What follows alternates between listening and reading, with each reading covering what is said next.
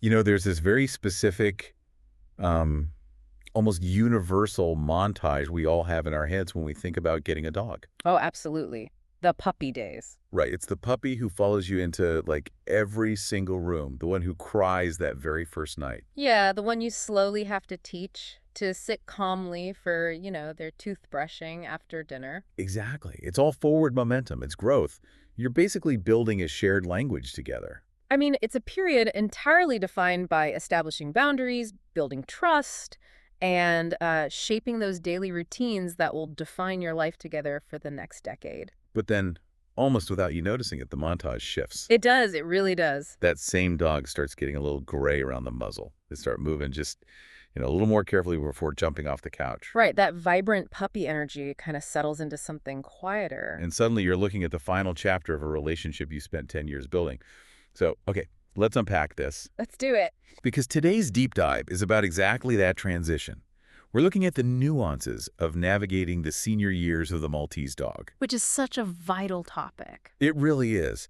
And our mission today isn't just to give you like a clinical checklist of what to do as a dog ages. We want to take an honest look at what it actually feels like to watch a devoted companion slow down. Yeah, and more importantly, how you can actively make those years incredibly rich for them. Right.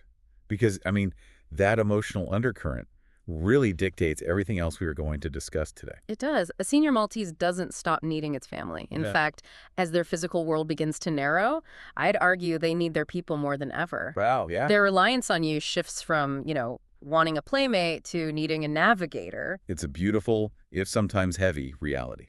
Real quick, though, before we jump into the physiological mechanics, just a reminder that this deep dive is for educational purposes only. Yes, very important. If you are ever concerned about your dog's health, always, always consult your veterinarian. It is the single most important baseline to establish. You are the observer at home, but your vet is the diagnostician. Right. So before we can talk about how to adapt a home for an aging Maltese, we have to define when that stage actually begins. We do. And we really need to clear up a, frankly, dangerous misconception about what aging looks like on a biological level. So when does a Maltese officially cross that threshold into being a senior? Well, there's always individual variation based on genetics and lifestyle. But biologically speaking, a Maltese enters their senior years around 10 years old. 10, which feels pretty late, right? Compared to like the giant breeds that are considered seniors at age 6 or 7. It is later, yeah. The Maltese has a genuinely long cellular lifespan. Oh, really? Yeah. Their bodies simply don't endure the same massive mechanical stress of, supporting 100 pounds of weight every day. That makes total sense. With attentive care, they can live well into their mid-teens. But crossing that 10-year threshold is when you really start seeing normal, systemic physiological shifts. Okay, let's define normal here. Because I think this is where so many owners get tripped up and, accidentally neglect their dogs. Oh, it happens all the time. Normal aging means gradual systemic changes. Gradual being the key word. Exactly. We are talking about a natural, slow decline in muscle mass over time, a process called sarcopenia. Sarcopenia, okay. You'll also see reduced joint flexibility because the cartilage slowly loses its water content and elasticity. So they just get a bit stiffer. Right. They simply have less physiological reserve for sustained activity.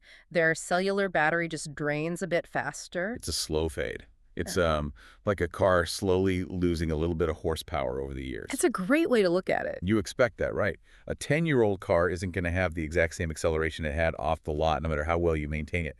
That's gradual. That's normal. Exactly. But if that same car suddenly starts violently knocking under the hood or, the brakes just stop working one morning, you don't look at it and say, well, it's just an old car. No, you definitely don't. You take it to the mechanic immediately. So why is the phrase, he's just getting old, so incredibly dangerous when it comes to our dogs? What's fascinating here is how often that exact phrase is used by well-meaning owners to inadvertently mask highly treatable, painful conditions. Just writing it off his age. Right. He's just getting old, stops the investigation. It's basically a thought-terminating cliche. A thought-terminating cliche. Wow. If a dog is suddenly limping or showing obvious pain responses, or experiencing a rapid, steep decline in a matter of weeks rather than a gradual fade over years, that is not normal aging. Something in the machinery is broken. Yes. Age is a number. It's not a disease. Right. And in a Maltese, you have specific breed-related conditions that perfectly mimic simple aging if you don't understand the underlying biology. Like what? Take the progression of a luxating patella, for example. Which is essentially a slipping kneecap, right? Yes. Imagine a sliding glass door popping out of its track. Oh, ouch. Okay. That's what their kneecap is doing. When they are young, their strong thigh muscles can often pull that kneecap back into place quickly. Because they have that muscle tone. Exactly. But as that natural muscle loss we just talked about, the sarcopenia, sets in around age 10, they lose the muscular tension keeping the joint stable. Oh, I see. The kneecap slips out, the cartilage grinds, and suddenly the dog doesn't want to walk. And an owner might think, oh, his legs are just getting old and weak. Precisely. No, he has a mechanical joint issue that causes sharp pain, and it can be medically managed. That is so eye-opening. Or white shaker dog syndrome, which is another one from our source material that just blew my mind. Oh, yes, that's a classic example. An owner sees their 12-year-old Maltese trembling and thinks, oh, the poor old guy is just getting weak and frail. When in reality, white shaker dog syndrome is an idiopathic inflammation of the cerebellum. Which is the part of the brain that controls coordination, right? Right, it controls coordination and voluntary muscle movements. It has absolutely nothing to do with standard age-related weakness. Wow. And the kicker is, it is highly responsive to corticosteroids. Wait, so it's treatable? Very treatable. If you just write off the tremors as old age, you're forcing your dog to live with a terrifying neurological inflammation that could be resolved with a simple prescription. That is heartbreaking. So if we absolutely cannot write off a symptom as just aging, how do we actually spot when a dog is hurting? That's the real challenge. Especially a Maltese. Because this breed is famous for wanting to please its owner. They are historically hardwired to be companions. Evolutionary biology plays a huge role here. How so? Well, in the wild, showing pain makes an animal a target for predators. Right. It shows weakness. Even though a Maltese is thousands of generations removed from a wolf, that instinct to hide physical vulnerability remains completely intact. They still have that wild instinct. They do. Combine that with their intense breed-specific desire for connection with you, and they will actively suppress their discomfort. Just to be near you. Exactly. They don't want to show distress if it means they might get left behind when you move to the other room. The silent struggle. So what are the subtle signs we should actually be looking for? If they aren't, yelping, crying, or limping dramatically, how do we decode what's happening? You really have to become a keen observer of micro changes. Micro changes, like what? Let's walk through a typical morning. A younger Maltese might hear you wake up, instantly jump off the bed, stretch, and just beat you to the kitchen. Oh yeah, full of energy. But a senior Maltese who is quietly hurting, they might hear you wake up, but they hesitate. They don't jump right down. Right. They watch you. They might slowly drag themselves to the edge of the bed and wait to be lifted down. Okay. You might notice stiffness in their back legs, particularly noticeably worse right after they've been resting, which then seems to loosen up after they take a few steps. Because the synovial fluid in their joints has pooled while they were sleeping. Right. And it takes a few painful steps to get that lubrication moving again. Exactly. It's that hesitation. A decreased interest in a favorite toy, or even subtle behavioral shifts like suddenly snapping when you go to pick them up a certain way. I have to admit, one of the behavioral shifts I read about in the sources completely threw me. Which one? Clinginess. My entire life, I just assumed a dog wanting to cuddle more as they got older was just a really sweet bonding moment. Many people assume that. Like, you're mellowing out, they love you, they just want to be in your lap. But actually, increased clinginess can be a massive red flag. That completely flips the script on what I thought. It does, and it requires real nuance to interpret. Why are they getting clingy then? If we connect this to the bigger picture of the aging dog's experience, sudden increased clinginess usually happens for two main reasons, neither of which is just, they love you more. Okay, what's the first reason? The first is sensory decline. As their vision gets blurry or their hearing gets muffled, the physical world becomes a less predictable, slightly scarier place. That makes sense. They stick closer to you because you are their trusted source of security. You are essentially their anchor in a world that is fading. Oh, that breaks my heart a little bit. It is sad, but it's natural. The second reason is that it can be a sign of physical discomfort. Just straight up pain. Yeah. When a dog feels vulnerable or sick, their instinct is to seek out the entity that provides safety, which is you. So how on earth is an owner supposed to know the difference between a dog who just wants a nap on my lap and a dog who is secretly in pain. It all comes down to understanding their baseline. Their individual baseline. Exactly. Assessing pain at home is entirely about watching for a sustained shift from your individual dog's established normal. So not comparing them to other dogs. No. You know your Maltese's normal energy level at age 9. A genuine, sustained deviation from that specific baseline at age 10 or 11, that is your metric. That's the red flag. Right. It's not about comparing them to a puppy. It's about comparing them to themselves from 6 months ago. And I imagine sleep patterns play directly into that baseline. Oh, heavily. Increased sleep is a very normal part of the metabolic slowdown of aging. Sure, they need more rest. Their cells aren't turning over as fast, their overall energy needs are dropping, but a sudden, dramatic increase in sleep, Yeah. especially if they are difficult to rouse, combined with a low appetite or withdrawing into closets or under beds, That sounds bad. that is a blaring alarm for a vet check. Got it. Now here's where it gets really interesting, though. Okay. Knowing how hard they try to hide their pain and knowing we have to watch these baselines like a hawk, what is actually wearing down under the hood? Or physical systems. Right. What are the specific biological systems that take the hit as a Maltese ages?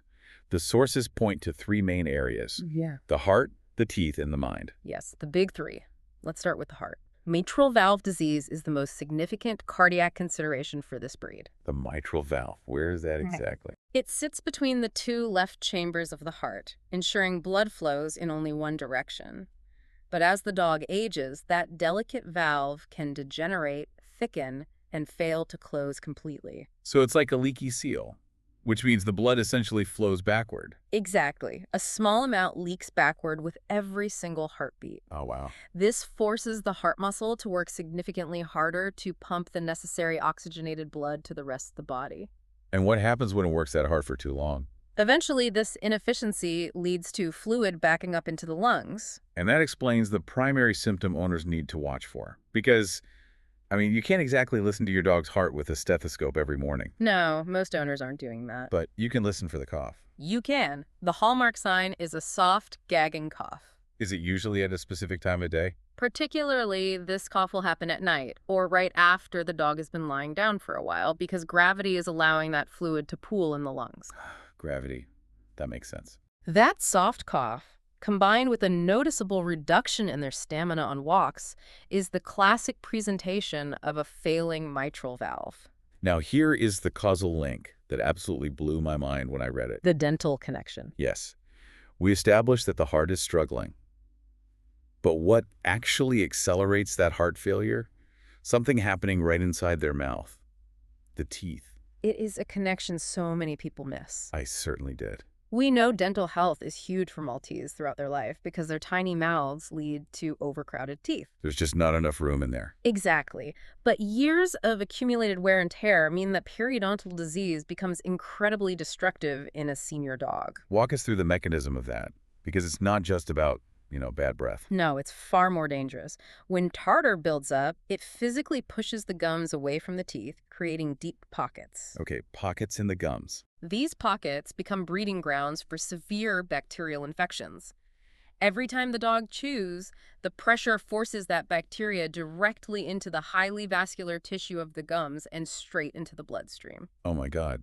And where does that bacteria go once it's in the blood? It circulates through the entire body and latches right onto those already weakened, degenerating heart valves we just talked about. Wow. It just attacks the weak spot. It does. It also attacks the kidneys and the liver, organs that are already working overtime due to age. Untreated dental disease is quite literally a systemic biological attack on a senior dog's major organs. So you can't just say, well, his teeth are gross because he's 12. Definitely not. You have to keep up the daily brushing. You have to keep doing the veterinary dental cleanings, even if you are, nervous about putting an older dog under anesthesia. Head anxiety is common, but misguided. Because the alternative is basically organ failure. Exactly.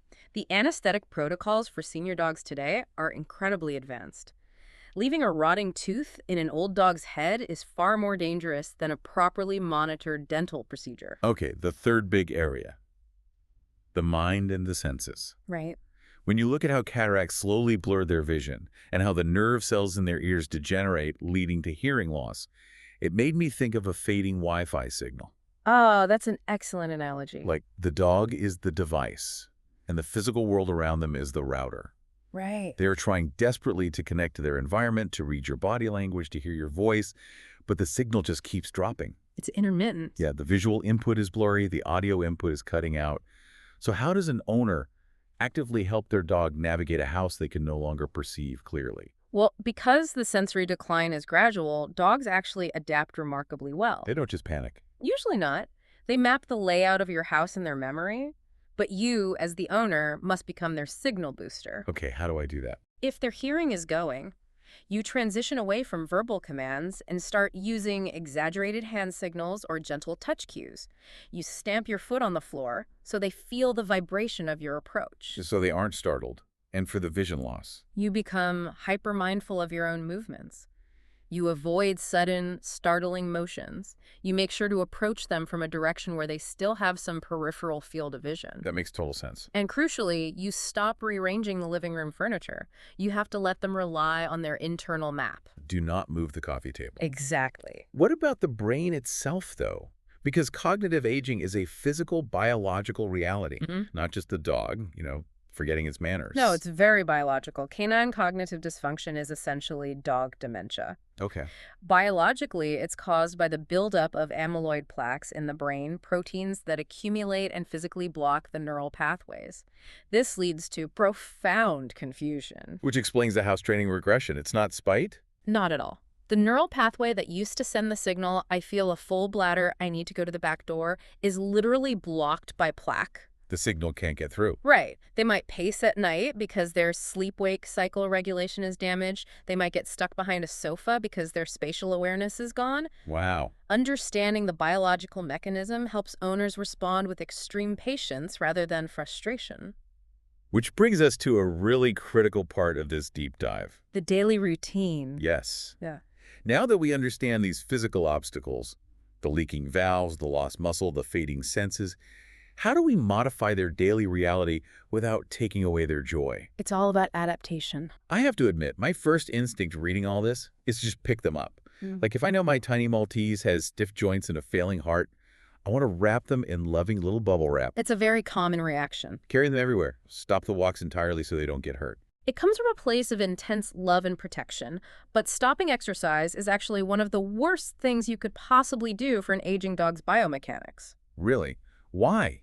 If moving causes them pain. Because it triggers a catastrophic cascade of decline. We talked about sarcopenia, the muscle loss. Right, the gradual loss of muscle. Well, muscle is the only shock absorber the joints have left once that cartilage wears down. If you eliminate exercise, the muscle wastes away rapidly. Oh, I see. Without that muscular support, all the physical impact of walking goes directly into bone-on-bone grinding in the joints.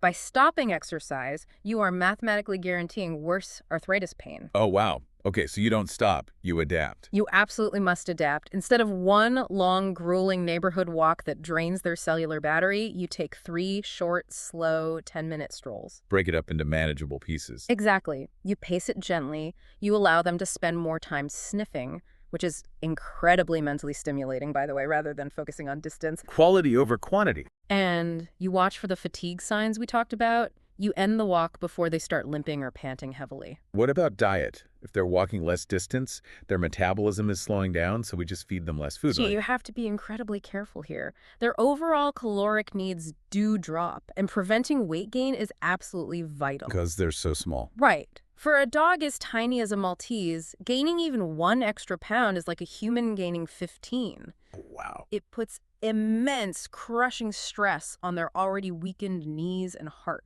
So yes, calories must be managed. But I feel a but coming.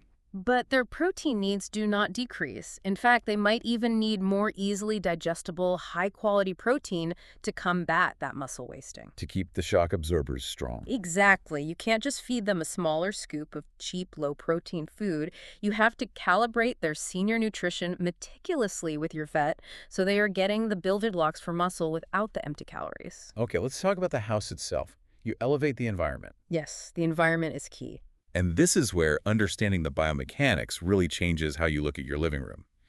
We read the advice to add non-slip mats to hard floors, which sounds like, a generic pet blog tip until you understand the physics of an old dog slipping. Slipping on hardwood or tile is devastating for a senior dog. Because they can't catch themselves. Right. When a young dog slips, their fast-twitch muscle fibers fire instantly, they correct their balance, and they just bounce back. But a senior dog. A senior Maltese has lost those fast-twitch fibers. When they slip, their legs splay out, and all that jarring force goes straight into the cranial cruciate ligament in their knee. Nice. It causes micro tears or even a full rupture. Because they simply don't have the muscle tension to catch themselves anymore. Exactly. Putting down yoga mats or carpet runners gives them traction, which gives them the confidence to move around without fear of injury. Simple but effective. Very. Similarly, adding pet steps to the couch prevents the massive concussive force on their front shoulders that comes from jumping down. These environmental tweaks basically restore their agency. And we also need to keep their minds engaged. We all know the old phrase, you can't teach an old dog new tricks. Which is completely false, by the way. Biologically, neuroplasticity, the brain's ability to form new connections, does slow down, but it absolutely does not stop. Okay, so they can still learn. Yes. Mental stimulation forces the brain to keep forging those pathways, which can actually help slow down cognitive decline. So we shift the format from intense physical games like fetch to brain games. Yes. Using puzzle feeders so they have to solve a problem to eat, hiding treats around the room so they can use their nose. Since scent is usually the last sense to go. Right. Their bodies are aging, but their intrinsic drive to learn and interact with you is still very much intact. So we've adapted the walks, we've managed the protein, we've carpeted the slippery floors. But navigating these senior years also demands a major shift in how you utilize your veterinarian. It definitely does. It goes from an annual chore to a true partnership. How so? Well, at this stage, veterinary visits must increase to twice a year. Twice a year. Yes, 6 months in the lifespan of a senior dog is roughly equivalent to a few years in a human's life. Diseases progress rapidly. So you want to catch that heart murmur when it's a grade 1, not a grade 4. Exactly. And these visits change in focus. Your vet will run comprehensive baseline blood panels to monitor the exact filtration rates of the kidneys and liver. Catching things before they show physical symptoms. Right. They will assess mobility, and, crucially, you will regularly engage in holistic quality of life assessments. Which means not just looking at a single failing organ, but looking at the whole picture of the dog's daily reality. Right. You don't just ask, is the heart medication working? You ask, what does a good day look like for my dog now? That's a beautiful way to phrase it. You evaluate their physical comfort, their appetite, and most importantly, their engagement with the family. Can they still enjoy a modified version of the things they previously loved? Because this medical partnership isn't about bracing for the grim end. It's about collaboratively, thoughtfully extending the dog's ability to do the thing they love most in the entire world. Which is just being in the same room as you. Being with their people. It is the ultimate goal of senior care. So what does this all mean? Well, if we zoom out... Right. If we zoom out from the slipping kneecaps, the protein requirements, and the twice-a-year blood panels, the senior years of a Maltese require intense vigilance. They do. They require us to understand the biological mechanics of their aging so we can adapt our homes properly. But the core relationship, the actual reason you brought that tiny puppy home a decade ago, that remains entirely unchanged. While reviewing the historical context of the breed and the sources, there is a reflection that perfectly encapsulates this. Oh, about their history. Yeah. Thousands of years ago, the ancestors of the modern Maltese were specifically bred by Roman nobles for one primary purpose: to sit by their sides. Just to be companions. To be a constant, deeply attuned, comforting presence. Today, a senior Maltese lying on an orthopedic bed in a modern apartment is fulfilling that exact same genetic mandate. The physical setting changed, but the job description didn't. Not one bit. Their 2,000-year-old purpose, simply being present with the people they have bonded with, remains completely intact. And as their physical capabilities narrow, the intensity of that singular purpose actually deepens. That is incredible to think about. And it leaves me with one final thought to ponder, something that builds on this idea of their deep historical attunement to us. I'd love to hear it. If the core purpose of a Maltese for the last 2 millennia has been pure companionship, if they are that highly attuned to reading human emotions and body language, it makes you wonder. Wonder what? Could our own emotional state regarding their aging process be something they actively absorb? We know they mirror our anxiety. We know they feed off our joy. That's very true. So perhaps, as we watch them slow down, As we watch that energetic puppy become a fragile senior, our own calm, unflinching acceptance of their new reality is actually the greatest, most soothing medicine we can possibly offer them. I think you're absolutely right. Remember the first night you brought them home, right? You were their whole world then. And as they take those careful, stiff, gray-muzzled steps toward the couch today, Mm. you still are.